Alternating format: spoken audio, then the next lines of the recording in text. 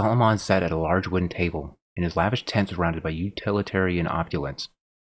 He preferred function over form for most occasions. He wouldn't even wear his gaudy gold and white royal armor if he had a choice. He was fine with the leather tunic of his youth, back when he was a simple farmer. But he knew that his station required a bit more pomp. He couldn't complain. He chose this long ago. When he awakened, he was just a child living in a remote almond farming village. He hid it from his family, knowing how almonds viewed Enders historically. He trained himself day and night, even back then, knowing he would one day attempt to overthrow the king. He worked towards that goal since the beginning of his awakening. He joined the army, then the royal guard, to one day challenge the king face to face. The Almond Kingdom wasn't his end goal, though. No, he wanted all of the eastern portion of the continent, to establish the biggest kingdom in history, a flourishing one that lasted hundreds of years, one that could become the center of trade and culture throughout the world. And an Ender would build it. He knew he didn't have much time to do that. Enders were famous for multiple things, one of which was their short lifespans and catastrophic deaths. Forced drafts, slavery, destroying cities, all of it was a small price to pay to accomplish that goal. Aside from that, for Enders, there was no heaven or hell. He snapped the book he was reading closed and set it on the table next to a stack of them. He was researching the chain tattoo, more specifically, an Ender named Thorn. He gleaned more from his stolen memories than he had from any of these books. Apparently, the chain weapons were a running theme through his past lives as well, but that was about all he had learned. No tactics or strategies, no history he could exploit. He wondered why the Dravia bothered to hide who he was as well as they did, if there was no information on the Ender to be found anyway. He supposed it was a moot point. If Wolf wasn't dead, he was surely too weak to do anything. He wouldn't have been surprised to hear an explosion ring out from the Dravian camp, caused, no doubt, by an out-of-control Ender. It was late morning, his men had taken the field already. He thought to perhaps join them. He looked at the ostentatious armor on its rack, and sighed. It was times like this he wished he had a squire. Lilandra rolled out of her borrowed bedroll groggily to an increasingly warming morning. Her muscles felt like little needles were buried in them. She coughed, her throat sore and bruised, a deep purple. Her cheek and lip were swollen at an angry red. She had collapsed into the blankets near a campfire late last night after returning from the battlefield with Wolf's body. She was unsure if they had saved him, exhausted as she was when she and the small coven pulled him from the sands. Several other coven members had settled around the campfire last night after they had dropped the Ender off in his tent. They were nowhere to be seen now. All the blankets lay abandoned around her. She tried to slough off the weariness as she prepared for the rough day ahead. She left the blankets lying there as the others had. Before she returned to the mage's line, she had a stop to make. With a heavy heart, Lilandra steeled herself as she walked towards the Ender's tent. The guards still ringed it. They seemed off somehow. Less aware. Less alert. She walked up to the guard in front of the tent's entrance flap. He looked at her, their eyes meeting briefly. He motioned her entirely. She had no recollection of the man, but she supposed they had met last night. A woman in her late 20s with short brown hair sat behind a large table. Dirty tear stains painted her face, her large brown eyes puffy and bright. On the table lay Wolf, taking deep, ragged breaths. 3 healers ran circles around him, their features obscured behind the thick cloth aprons and masks. They dipped gauze in liquids and smeared them onto the open wounds. She gave a momentary look around the room, trying to find a spot to stand out of their way. She was shocked to see more of the small coven there. Apparently, she wasn't the only one who was curious. What surprised her more was the fact that only a singular, unarmed guard was in the room. He stood next to the sitting woman, almost as if he was guarding her. Her still collar and simple clothes clashed with the guard's presence. Moving out of the way, Lilandra stood next to one of the coven girls. She looked at Lilandra as if she wanted to say something, but no words came out of her opening and closing mouth. They both turned their attention to the healers and the Ender. The witches were useless here. No magic could heal wounds caused by an Ender's weapon. They had to rely on bandages and disinfectants now. The Ender was in rough shape. The right side of his face was a black lump. Charred bone poked through the flaky skin. His cheek was gone. Blackened teeth were visible in its place. His ear had been cleanly shaved off. The hair on that side burned. The left side still hung in his battle braids. A cavernous hole leaked green-red liquid where his eyes should have been. His abdomen was a mix of yellows and reds with large boils running up it. Chain marks seared his flesh. Interestingly, the tattoos broke the burns on his chest up, as if they protected him from his own chains. Wolf found himself spinning. He felt weightless like he was underwater. He tried to open his eyes, but everything remained black. He panicked and tried to scream. Silence. Stillness permeated the darkness. Suddenly, streaks of silent red and orange lightning shot through the darkness. They seemed to slice through the abyss towards him. He saw smiling faces he didn't recognize. People overlapped the blackness, breaking the silence with their laughter. He heard one of them say, "Thorn?" He sat at a table of plain, rough wood inside a small cabin made of stone and mortar. People surrounded the table. Some sat, others stood.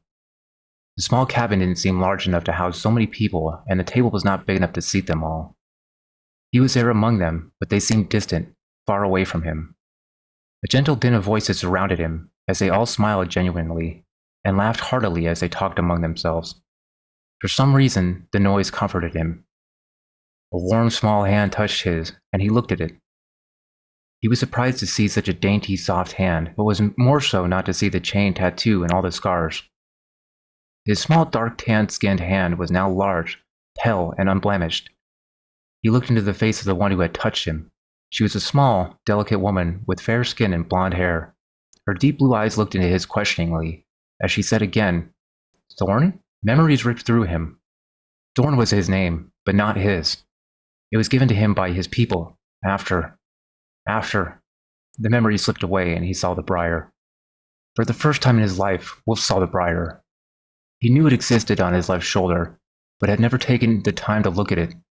He hadn't had a mirror in the fighting pits, and when he was taken to the capital, he would have rather spent his time learning what he wasn't able to before, namely, reading and writing.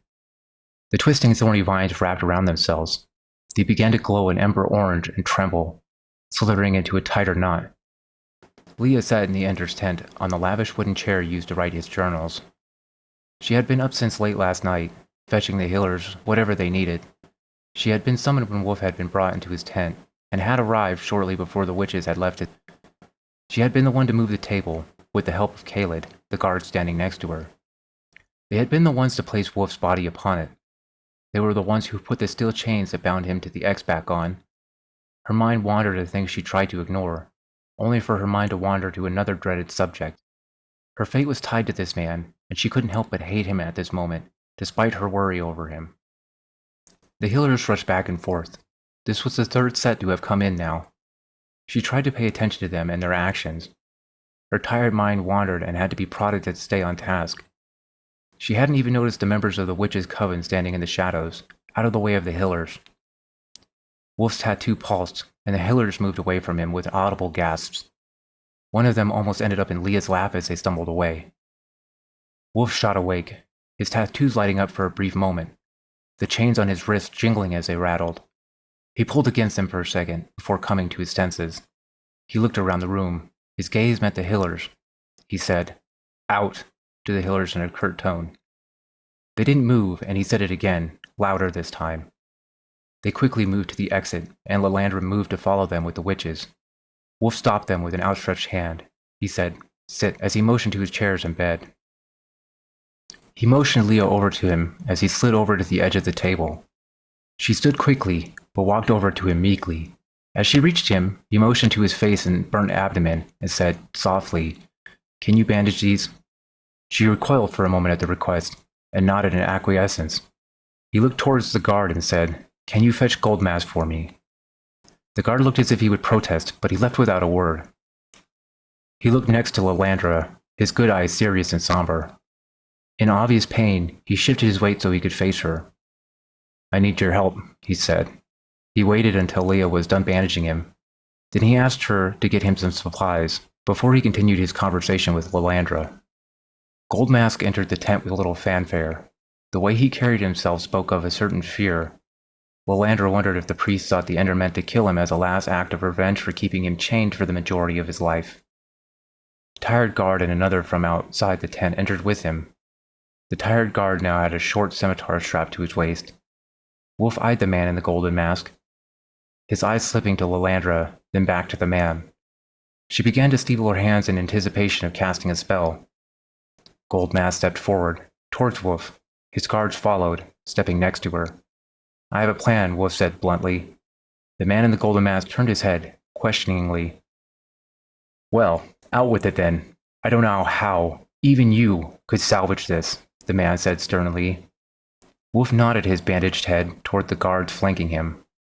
I don't know if we should include everyone, he said. Goldmask flicked his wrist, and the guards left the tent. He motioned to the witches, looking at their uncovered faces. And them? The man in the golden mask said. Wolf replied. They are part of the plan. Khalid al-Khuri stood outside the tent's entrance, his palm resting on his short sword. He didn't think he would need it, but he kept his hand on it all the same, mainly to keep himself awake. Last night was restless and traumatic for Leah and him both. He hadn't managed to get any rest since he was rudely awakened.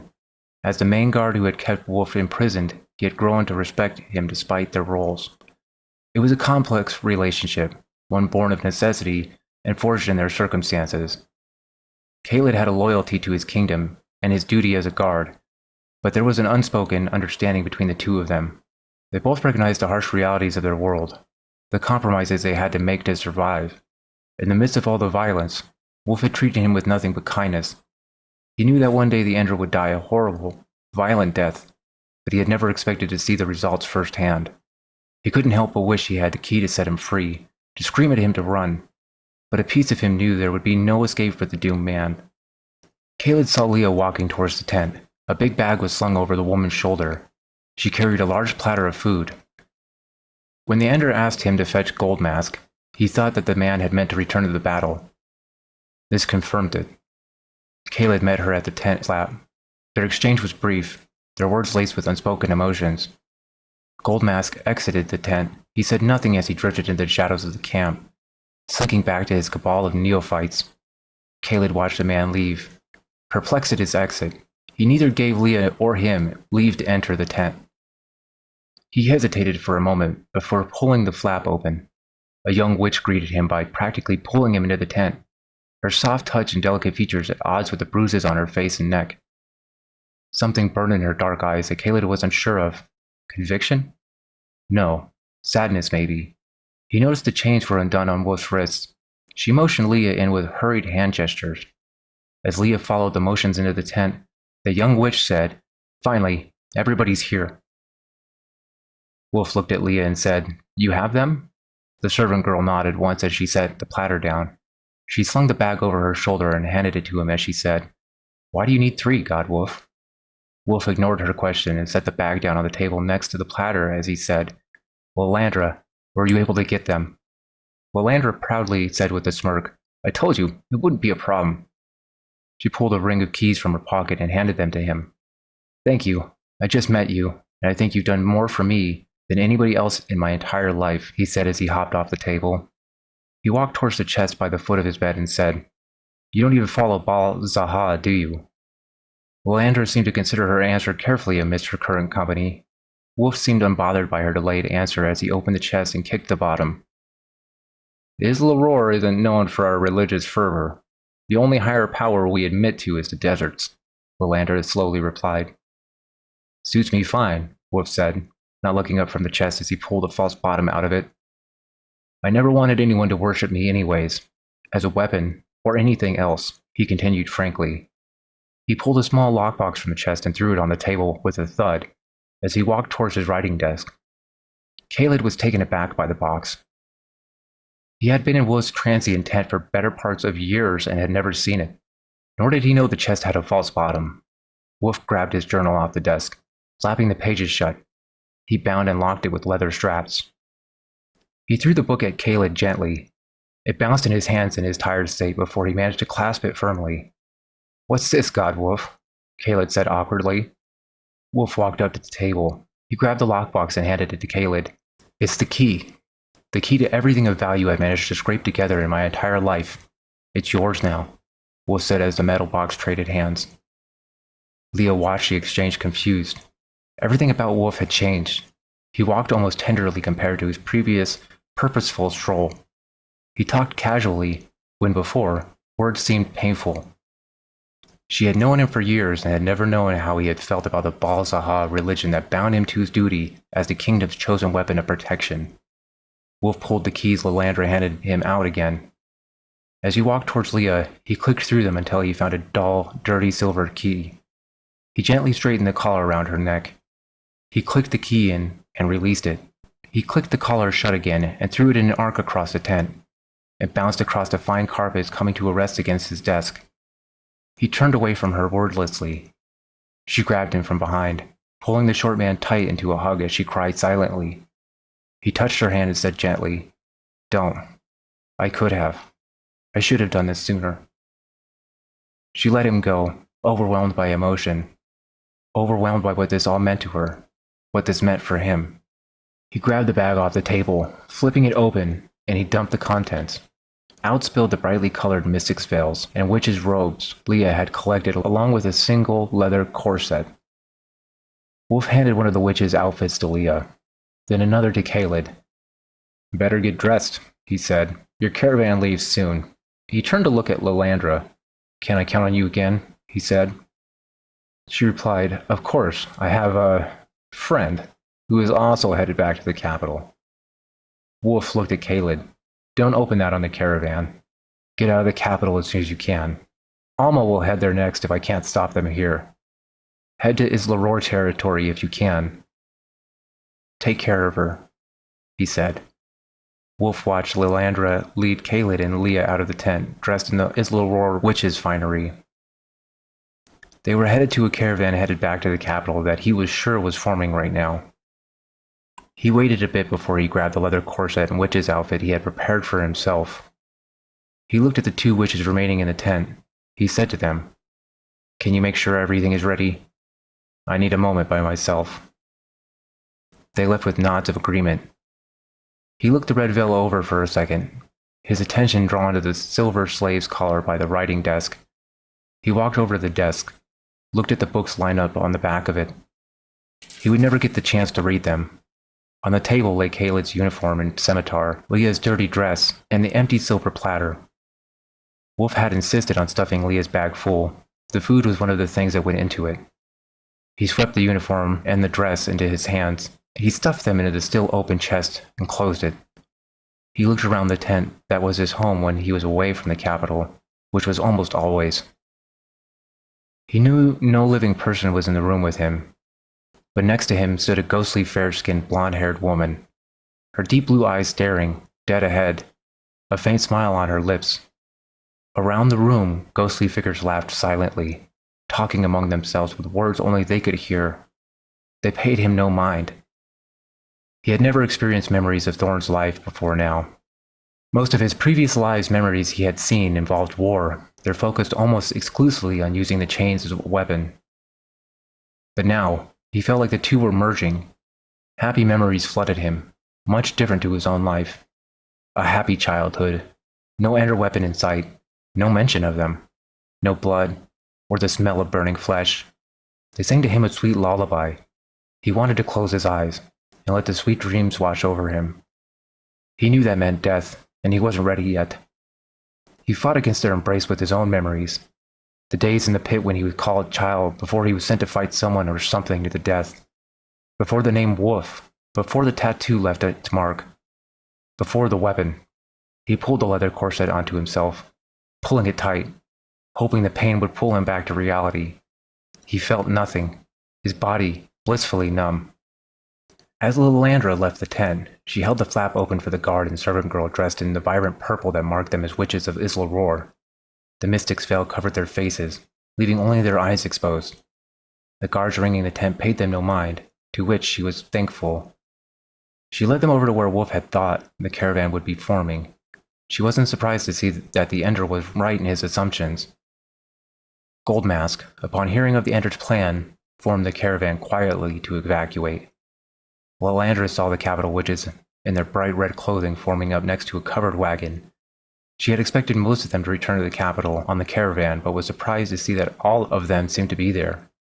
She walked towards them, unsure which one was her friend.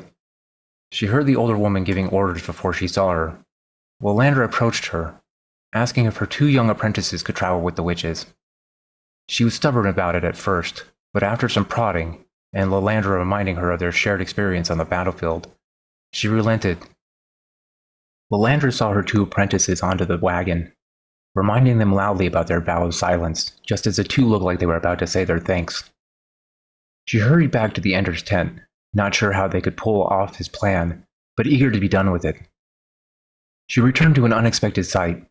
Goldmask stood in the shadows of a tent, opposite the Ender's tent entrance. A group of neophytes huddled around him. They looked towards the tent entrance with rapt attention. She stood by a tent, trying not to catch the attention of the cultists, as witches in various colors began to form around her. This was her impromptu conclave from the other night, minus a few witches who were either evacuating or busy. Lalandra figured the two witches she left with Wolf must have gathered them, as they now stood next to her. Lalandra waited there for a moment before asking, "Is this all of them?" One of the girls responded, "All of the ones we could find." She walked towards the tent, motioning the other witches to follow her. She cracked the tent flap open. Wolf sat on the table again, facing the entrance. He was dressed in the royal red of the capital. His small figure, when covered, looked almost feminine. Two scimitars hung on his side, breaking the illusion somewhat. She led the group into the tent. They circled around him as he hopped off the table, their faces expectantly drawn to him. "Thank you all for coming. And for the other night," he said. "I'm not sure what all of you have heard before you agreed to come here. I'm going to let Lalandra explain the plan. But after that, if you want to back out, I won't blame you." Outside the Ender's tent, a tension ran through the Dravian camp as a partial retreat sounded. The Almond King had long since joined the battle. Confused soldiers left the front line as parts of the Dravian camp packed up to leave. Witches were told to rest and conserve their magic. The front line of the Dravian army all but crumbled under the massive weight of the Almond army. Dravian soldiers on the back line began to fall back, thinking a full retreat was coming, as their commanding officers ordered them back into position. A menagerie of colored shawls exited the Ender's tent in a loose formation, a circle. Upon seeing them, Goldmask rushed in front of them, his neophytes falling on their hands and knees, kowtowing to the group of witches. He raised his hand and said, "These faithful wish to serve you in this moment." He motioned to the huddled mass. He looked at the guard ringing the tent and raised his voice in command. "You all should serve these witches in this battle too," he said to them, then continued in a fatherly voice. "Go on now. Form around them." The guard was confused, unsure if they should follow the command. They traditionally never left the Ender's tent, not to protect him, but to protect the camp from him. Goldmask muttered loudly, irritated by the guard's reaction. His followers swarmed around the witches, forming another circle. The guard realized one at a time that the priest was, indeed, serious, and began to form around the neophytes. The man in the gold mask turned around facing the battlefield. He searched his pockets, and realized his keys had vanished as he found what he was looking for, a small, red horn. He looked over his shoulder at the group of witches, suspicion in his eyes. He pulled the mask off as he faced back around. He blew on the horn, and a weird metallic howl echoed out of it. Every child of the desert knew the howl. It was a death sentence. The howl of sandwolves, an extraplanar invasive creature that now called the deserts of Dravia its home. They were more cat-like than dog, and were only called wolves because they hunted in a pack. The things were bloodthirsty hunters that needed constant calling. Their thick, dark gray skin had a nasty habit of turning blades. They also had a nasty habit of calling out to other packs. Why the priest would have a device that called out to them was beyond reckoning of the common folk. Wolf, on the other hand, could hazard a few guesses, none of which improved how he thought of the man. The witches that had been resting took the signal and began to resume casting, this time exclusively summoning magic. They pulled whatever they thought they could direct into the Almond army before they lost control of it, from whatever planes they could, going for quantity over quality. So that's the end of Chains of Power Part 3. Before you click off, though, think about maybe clicking on one of these playlists. And also, if you want to hear the rest of the story, subscribe. Click that bell button so you get notified. And thank you for listening.